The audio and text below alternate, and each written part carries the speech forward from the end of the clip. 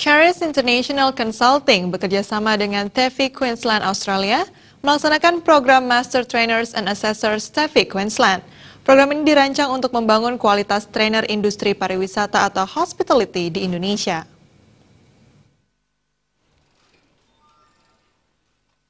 SDM berkualitas dan profesional merupakan syarat penting dalam industri pariwisata atau hospitality. Menghasilkan SDM berkualitas, salah satu syarat utamanya adalah tenaga pengajar atau trainer yang benar-benar berkualitas dan berkompeten di bidangnya. Hal ini melatar belakangi Charis International Consulting bekerjasama dengan TEFI Queensland Australia untuk melaksanakan program Master Trainers and Assessors TEFI Queensland. Program ini dirancang untuk membangun kualitas trainer industri hospitality di Indonesia. Program yang mengimplementasikan 4 training and assessment yang dimiliki oleh Australia ini mendatangkan langsung trainer dari TEFI Queensland, Karen Musley. So this program is based on the Certificate for Training and Assessment Master Trainer and Assessor program in Australia. During the program, we've been looking at training methodology and the Australian Qualifications Framework, and looking at how our vet system is structured in Australia. We'll also be looking.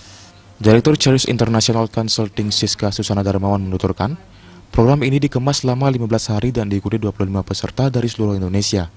Peserta merupakan praktisi industri hospitality dan pakar-pakar pelatihan di Indonesia. Materi yang kami berikan ke mereka adalah bagaimana para trainer ini menguasai, yaitu mendesain sebuah learning material, mendelivery learning material, dan juga mengakses dari apa yang mereka sudah ajarkan kepada peserta. Sehingga setelah program Master Trainer dan Assessor ini, lewat mereka lah kami akan mencetak trainer-trainer yang certified di Indonesia, yang kami beri nama CTA atau Certified Trainer and Assessor.